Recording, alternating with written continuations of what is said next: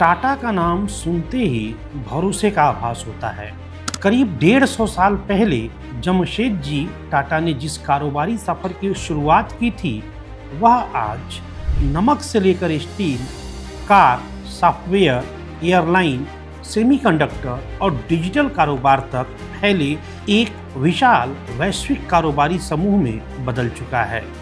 लेकिन अब इसी टाटा समूह के सामने नेतृत्व परिवर्तन का बड़ा सवाल है। टाटा सन्स के मौजूदा चेयरमैन एन चंद्रशेखरन ने कहा है कि वे अपने मौजूदा कार्यकाल की समाप्ति के बाद आगे चेयरमैन के पद पर नहीं रहेंगे। उनका कार्यकाल अगले साल फरवरी में पूरा होगा, यानी फरवरी के बाद वे इस पद को छोड़ देंगे। लेकिन उनके उत्तराधिकारी की तलाश अब प्रारंभ कर दी गई है और यहीं से सबसे बड़ा सवाल है, चंद्रशेखरन के बाद टाटा सन्स की कमान किसके हाथ होगी? क्या टाटा समूह फिर किसी अनुभवी प्रोफेशनल पर भरोसा करेगा?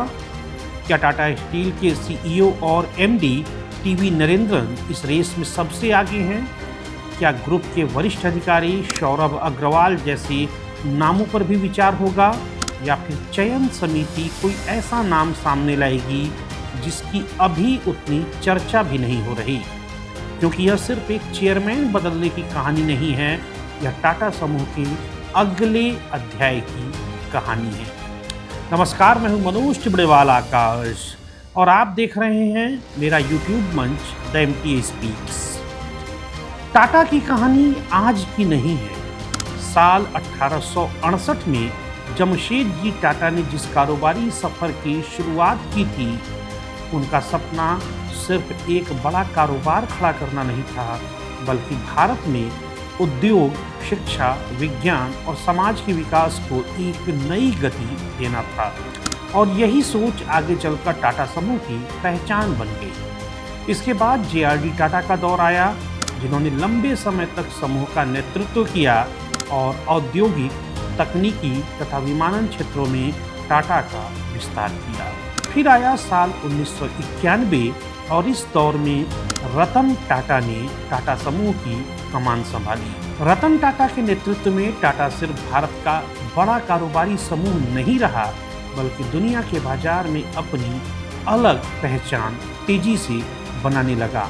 टेटले, कोरस और जगुआर लैंड रोवर जैसे बड़े अधिग्रहणों ने टाटा को एक ग्लोबल कारोबारी शक्ति के रूप में स्थापित किया। यानी टाटा के इतिहास को देखें कि हर दौर में नेतृत्व बदलता है और उसके साथ ही टाटा की दिशा भी बदलती है। फिर 2017 में एक और बड़ा बदलाव देखने को मिला, जब एन चंद्रशेखरन टाटा सन्स के चेयरमैन बने। यह नियुक्ति इसलिए खास थी क्योंकि चंद्रशेखरन टाटा परिवार से नहीं आते थे, बल्कि एक प्रोफेशनल थे जिन्होंने टीसीएस से अपना सफर प्रारंभ किया, कंपनी के सीईओ और एमडी भी बने और इसके बाद पूरे टाटा समूह की सबसे महत्वपूर्ण कंपनी टाटा सन्स की कमान संभाली। उनके नेतृत्व में टाटा ग्रुप ने टेक्नोलॉजी, डिजिटल कारोबार और नए उद्योगों पर जोर दिया।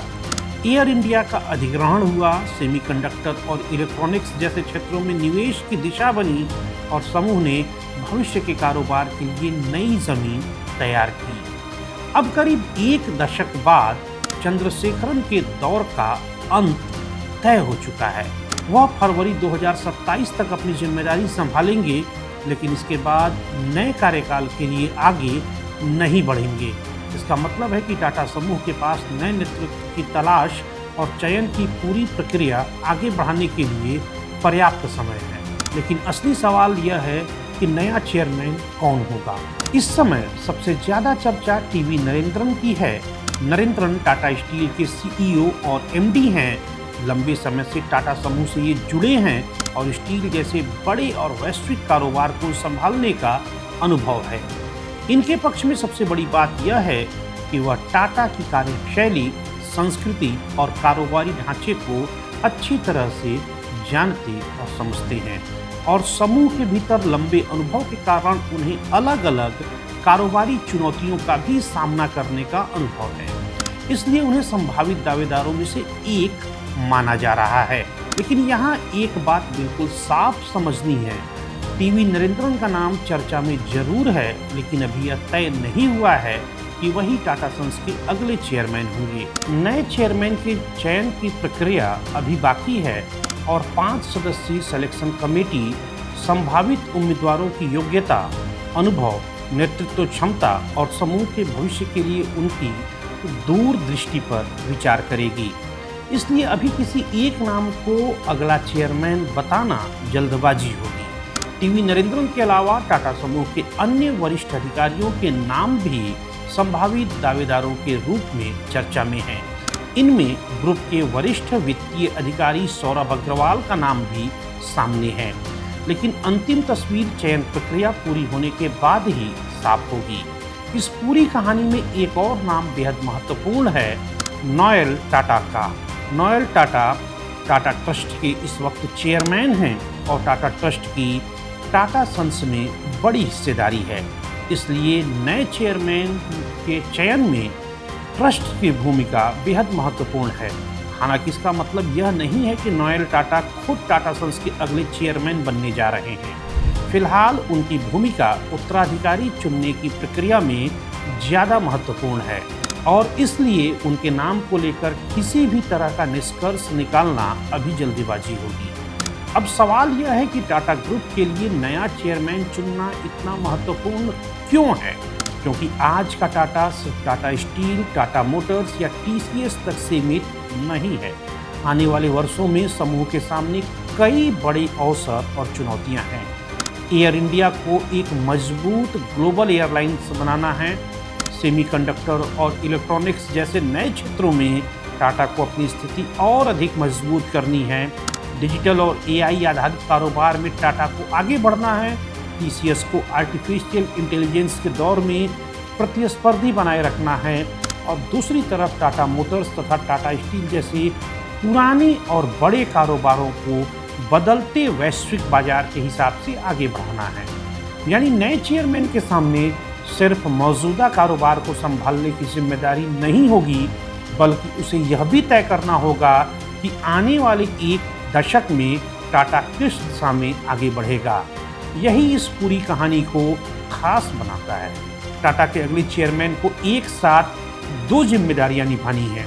एक तरफ 150 साल से ज़्यादा पुरानी विरासत, भरोसे और मूल्यों को बचाना है, तो दूसरी तरफ भविष्य के कारोबार के लिए नई ज़मीन तैयार करनी है। जमशेदजी टाटा के समय दुनिया अलग थी, जे.आर.डी. टाटा के समय दुनिया अलग थी, रतन टाटा के समय वैश्विक बाजार अलग था और चंद्रशेखरन के समय टाटा ने टेक्नोलॉजी और नए उद्योगों की तरफ कदम बढ़ाया।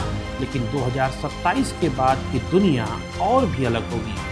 आज आर्टिफिशियल इंटेलिजेंस कारोबार की दिशा को बदल रहा है।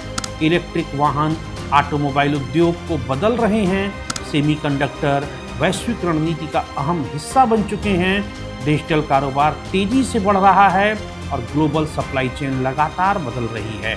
ऐसे समय में टाटा को सिर्फ एक अनुभवी प्रशासक नहीं, बल्कि ऐसा नेतृत्व चाहिए जो भविष्य को पहचान सके, बड़े जोखिमों को समझ सके, अलग अलग कारोबारों के बीच संतुलन बना सके और टाटा की पहचान को मजबूत रख सके। यही वजह है कि टीवी नरेंद्रन जैसे अनुभवी नाम की चर्चा महत्वपूर्ण है, लेकिन टाटा सन्स की चेयरमैनशिप किसी एक कंपनी को चलाने से बिल्कुल अलग जिम्मेदारी है। यहाँ steel, automobile, IT, airline, finance, power, hospitality और आने वाले समय में सेमीकंडक्टर तथा एआई जैसे क्षेत्रों के बीच रणनीतिक संतुलन बनाना बेहद आवश्यक है। इसलिए सिलेक्शन कमेटी के सामने चुनौती सिर्फ सबसे अनुभवी व्यक्ति को चुनने की नहीं, बल्कि ऐसे व्यक्ति को चुनने की है जो कारोबार को समझे, भविष्य को पहचाने और बड़े फैसले तेजी से ले। इसके साथ ही टाटा की 150 साल पुरानी पहचान और मूल्यों को आगे लेकर चले। और शायद इसी वजह से चंद्रशेखरन का जाना सिर्फ एक कारोबारी खबर नहीं है, यह टाटा समूह के लिए नेतृत्व परिवर्तन का वह मोड़ है जहां से अगले कई वर्षों की दिशा तय होगी। 2017 में जब चंद्रशेखरन ने कमान संभाली थी, तब टाटा के सामने अलग तरह की चुनौतियां थी और 2027 में जब उनका कार्यकाल समाप्त होगा, तब कारोबारी दुनिया पूरी तरह बदल चुकी होगी। इसलिए अब सवाल सिर्फ यह नहीं है कि चंद्रशेखरन के बाद कुर्सी पर कौन बैठेगा, बल्कि सवाल यह है कि वह व्यक्ति टाटा को अगले दशक में कहां लेकर जाएगा। क्या वह टीवी नरेंद्रन होंगे या फिर कोई दूसरा अनुभवी प्रोफेशनल सामने आएगा? क्या टाटा परिवार से जुड़ा कोई चेहरा भविष्य की भूमिका में दिखेगा या फिर चयन समिति ऐसा नाम चुनेगी जिसकी चर्चा अभी कहीं हो ही नहीं रही? अभी इसका जवाब किसी के पास नहीं है, लेकिन इतना तय है टाटा की सबसे महत्वपूर्ण कुर्सियों में से एक के लिए उत्तराधिकारी की तलाश प्रारंभ हो चुकी है और इस चयन का असर सिर्फ टाटा सन्स पर नहीं बल्कि पूरे टाटा समूह की भविष्य की दिशा पर पड़ेगा। जमशेदजी टाटा ने एक सपना देखा था, जे.आर.डी. टाटा ने उसे विस्तार दिया, रतन टाटा ने उसे दुनिया तक पहुंचाया और चंद्रशेखरन ने उसे नई तकनीक और नए कारोबारों की तरफ मोड़ा। अब अगला सवाल है, अगला चेयरमैन टाटा की इस विरासत को किस दिशा में लेकर जाएगा? कुर्सी बदलेगी, चेहरा बदलेगा, लेकिन असली चुनौती यही होगी कि नया नेतृत्व 150 साल पुरानी विरासत को बचाते हुए अगले कई दशकों का टाटा बना पाएगा। क्योंकि टाटा की कहानी में चेयरमैन बदलते रहे हैं, लेकिन एक चीज़ नहीं बदली, वह है आम लोगों का भरोसा। और अब देखना यही है कि उस भरोसे को अगली पीढ़ी तक कौन लेकर जाता है। तो यह था मेरे YouTube मंच द एमटी स्पीक्स पर आज का मेरा यह खास विश्लेषण। अगर आपको यह जानकारी और विश्लेषण उपयोगी लगा हो तो वीडियो को लाइक करें, शेयर करें और द एमटी स्पीक्स को सब्सक्राइब करना न भूलें। मैं आपसे इजाज़त लूँगा और कल इसी जगह इसी मंच पर मिलूँगा एक नए विश्लेषण के साथ। तब तक धन्यवाद।